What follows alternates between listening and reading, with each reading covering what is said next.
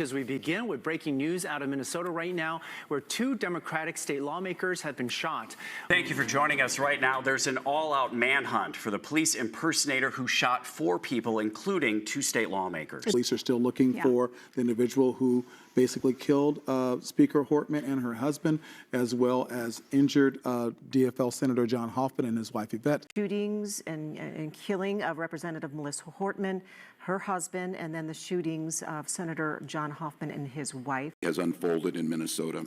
My good friend and colleague, Speaker Melissa Horton and her husband Mark, were shot and killed early this morning in what appears to be a politically motivated assassination. She was a liberal, but people don't like me because I'm a conservative.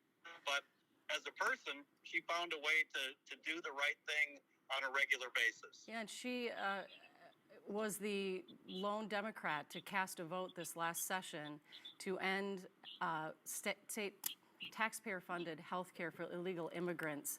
Compromise. It was a demand by the GOP to settle the budget. We fought really hard. We were in a room about 12 hours a day together from about April 30th through May 14th with Senate Majority Leader Aaron Murphy and Governor Walz and me, fighting really hard to preserve this health care. These are people who live in Minnesota, they work in Minnesota, they go to church with us, their children go to school with our children.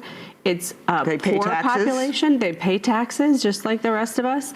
And Minnesota Care for undocumented folks, it's an income related program. So not everybody in the state gets Minnesota Care, and not every undocumented person in the state gets Minnesota Care. It's an income-based program. So these are people who don't have a lot of means. They can't go to the private market and buy health insurance because they can't afford to do that.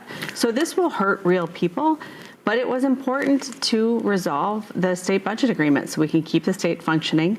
And when the Republicans won 67 seats in the election in November, it was clear they would come to the Capitol and they would demand a price for their participation, and this was the price they demanded.